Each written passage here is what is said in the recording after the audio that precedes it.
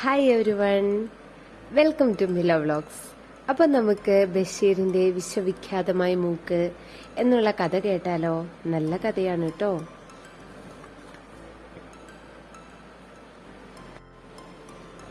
അമ്പരപ്പിക്കുന്ന മുട്ടൻ വാർത്തയാണ്. ഒരു മൂക്ക് ബുദ്ധിജീവികളുടെയും ദാർശനികരുടെയും ഇടയിൽ വലിയ തർക്കവിഷയമായി കലാശിച്ചിരിക്കുന്നു. വിശ്വവിഖ്യാതമായ മൂക്ക്. ആ മൂക്കിന്റെ യഥാർത്ഥ ചരിത്രമാണ് ഇവിടെ രേഖപ്പെടുത്താൻ പോകുന്നത്.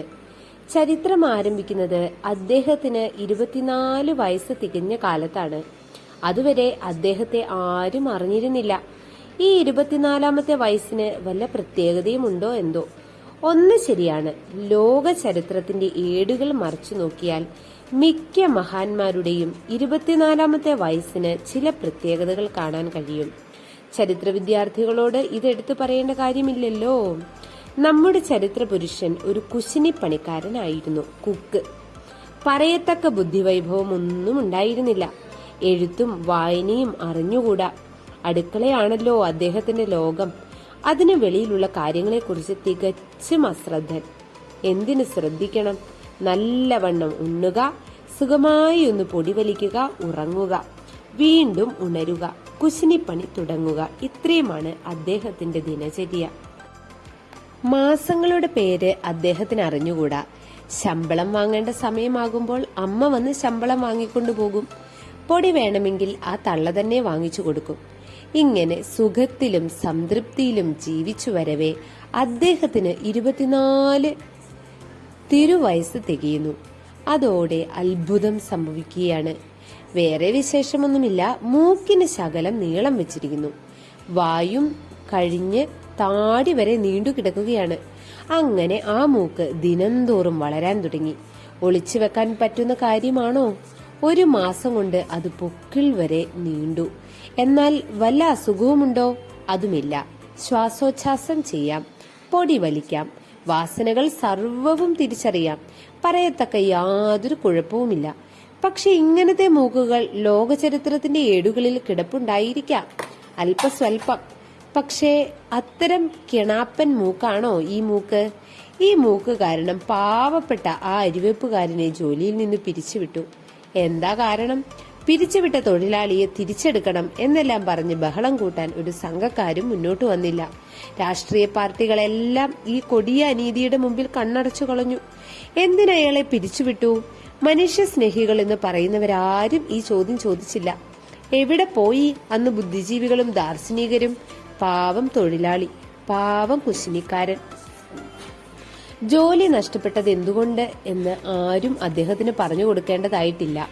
ജോലിക്ക് നിർത്തിയിരുന്ന വീട്ടുകാർക്ക് സ്വൈര്യമില്ലാതായി തീർന്നതാണ് കാരണം. മൂക്കനെ കാണാൻ, മൂക്ക് കാണാൻ രാപ്പകൽ മനുഷ്യക്കടൽ.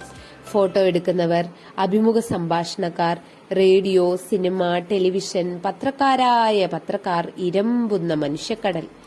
ആ വീട്ടിൽ നിന്ന് പല സാധനങ്ങളും കളവുപോയി. 18കാരി സുന്ദരിയെ കട്ടുകൊണ്ടു പോകാനും ഒരു ശ്രമമുണ്ടായി. ഈ വിധത്തിൽ ജോലി നഷ്ടപ്പെട്ട ആ കുശിനിപ്പണിക്കാരൻ തന്റെ പാവപ്പെട്ട ചെറ്റപ്പുരയിൽ പട്ടിണി കിടക്കുമ്പോൾ ഒരു കാര്യം അയാൾക്ക് നന്നായി ബോധ്യം വന്നു. അയാളും അയാളുടെ മൂക്കും വളരെ പ്രസിദ്ധി നേടിക്കഴിഞ്ഞിരിക്കുന്നു. ദൂരദേശങ്ങളിൽ നിന്ന് പോലും ആളുകൾ അയാളെ കാണാൻ വന്നു. ദീർഘമേറിയ മൂക്ക് നോക്കിക്കൊണ്ട് അത്ഭുത സ്തബ്ധരായി നിൽക്കുന്നു. ചിലർ തൊട്ടു നോക്കുന്നുമുണ്ട്. എന്നാൽ ആരും നിങ്ങൾ ആഹാരമൊന്നും കഴിച്ചില്ലേ, എന്താണിത്ര ക്ഷീണം എന്നൊന്നും ചോദിച്ചില്ല. ഒരു വലിക്ക് പൊടി വാങ്ങാൻ പോലും ആ വീട്ടിൽ ഒമ്പിടിക്കാശില്ല. പട്ടിണിക്കിട്ട കാഴ്ചമൃഗമാണോ അയാൾ? മണ്ടനാണെങ്കിലും മനുഷ്യനല്ലേ? അയാൾ തന്റെ വൃദ്ധമാതാവിനെ വിളിച്ച് രഹസ്യമായി പറഞ്ഞു, ഈ മൂശേട്ടകളെ ആട്ടി പുറത്തിറക്കി വാതിലടച്ചേ. അമ്മ സൂത്രത്തിൽ എല്ലാവരെയും വെളിയിലാക്കി വാതിലടച്ചു. അന്നു മുതൽ അവർക്ക് നല്ല കാലമായി. അമ്മയ്ക്ക് കൈക്കൂലി കൊടുത്ത് ചിലർ മകന്റെ മൂക്ക് കാണാൻ തുടങ്ങി. മണ്ടക്കൂട്ടമല്ലയോ ജനം. ഈ കൈക്കൂലിക്കെതിരായി ചില നീതിമാന്മാരായ ബുദ്ധിജീവികളും ദാർശനികരും ഉശിരൻ ശബ്ദമുയർത്തി. പക്ഷെ ഗവൺമെന്റ് ഇത് സംബന്ധമായി യാതൊരു നടപടിയും എടുത്തില്ല. കേട്ടതായി പോലും ഭാവിച്ചില്ല. സർക്കാരിന്റെ ഈ കൊടിയ അനാസ്ഥയെ പ്രതിഷേധിച്ച പരാതിക്കാർ പലരും ഗവൺമെന്റിനെതിരായുള്ള പല അട്ടിമറിപ്പൻ പാർട്ടികളിലും ചേർന്നു. മൂക്കന്റെ വാരാഴിക ദിനം പ്രതി വർദ്ധിച്ചു. എന്തിനധികം അക്ഷരശൂന്യനായ ആ കുശിനിപ്പണിക്കാരൻ 6 കൊല്ലം കൊണ്ട് ലക്ഷപ്രഭുവായി. അദ്ദേഹം 3 പ്രാവശ്യം സിനിമയിൽ അഭിനയിച്ചു. ദി ഹ്യൂമൻ സബ്മറൈൻ എന്ന ടെക്നിക് കളർ ഫിലിം എത്രയെത്ര കോടി പ്രേക്ഷകരെയാണ് ആകർഷിച്ചത്. അന്തർവാഹിനി മനുഷ്യൻ, 6 മഹാകവികൾ മൂക്കന്റെ അപദാനങ്ങളെ കീർത്തിച്ചുകൊണ്ട് മഹാകാവ്യങ്ങൾ പുറത്തിറക്കി. 9 മഹാസാഹിത്യകാരന്മാർ മൂക്കന്റെ ജീവചരിത്രം എഴുതി പണവും പ്രശസ്തിയും നേടി. മൂക്കന്റെ സൗധം ഒരു അതിഥി മന്ദിരം കൂടിയാണ്. ആർക്കും അവിടെ എപ്പോഴും ആഹാരമുണ്ട്, ഒരു വലിപ്പൊടിയും. ആ കാലത്ത് അദ്ദേഹത്തിന് 2 സെക്രട്ടറിമാരുണ്ടായിരുന്നു, 2 സുന്ദരികൾ, വിദ്യാസമ്പന്നകൾ. 2 പേരും മൂക്കനെ കലശലായി പ്രേമിക്കുന്നു. 2 പേരും മൂക്കനെ ആരാധിക്കുന്നു. ഏത് മണ്ടനെയും, ഏത് തീവെട്ടിക്കൊള്ളക്കാരനെയും, ഏത് മുന്തിയറപ്പനെയും പ്രേമിക്കാൻ സുന്ദരികൾ എപ്പോഴും ഉണ്ടാകുമല്ലോ.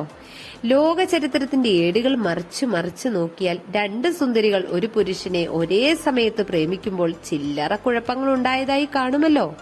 മൂക്കന്റെ ജീവിതത്തിലും അതുണ്ടായി. ആ 2 സുന്ദരികളെ പോലെ ജനങ്ങൾ ആകമാനം മൂക്കനെ സ്നേഹിക്കുന്നുണ്ട്.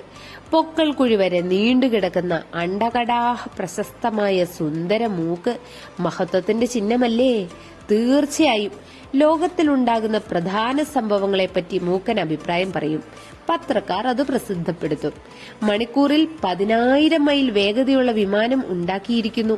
അതേപറ്റി മൂക്കൻ താഴെ പറയുന്ന പ്രകാരം പ്രസ്താവിക്കുകയുണ്ടായി.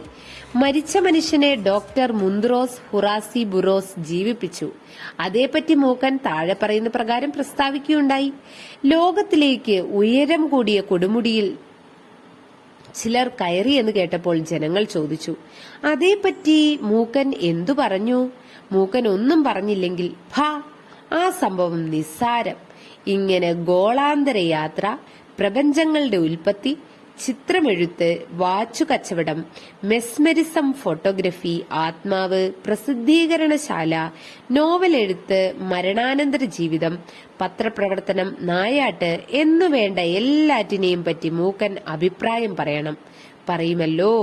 മൂക്കൻ അറിഞ്ഞുകൂടാത്തത് മഹാപ്രപഞ്ചങ്ങളിൽ വല്ലതുമുണ്ടോ? ഒന്ന് പറ. ഈ കാലഘട്ടത്തിലാണ് മൂക്കനെ പിടിച്ചുപറ്റാനുള്ള വലിയ ഗൂഢാലോചനകൾ നടക്കുന്നത്. പിടിച്ചുപറ്റുക എന്നുള്ളത് പുത്തനായ ഏർപ്പാടൊന്നുമല്ലല്ലോ. പിടിച്ചുപറ്റലിന്റെ കഥയാണ് ലോക ചരിത്രത്തിന്റെ അധിക ഭാഗവും. എന്താണ് ഈ പിടിച്ചുപറ്റൽ? എന്താവും ഈ പിടിച്ചുപറ്റൽ? അപ്പോ നമുക്ക് കാത്തിരുന്ന് കാണാം. Stay tuned.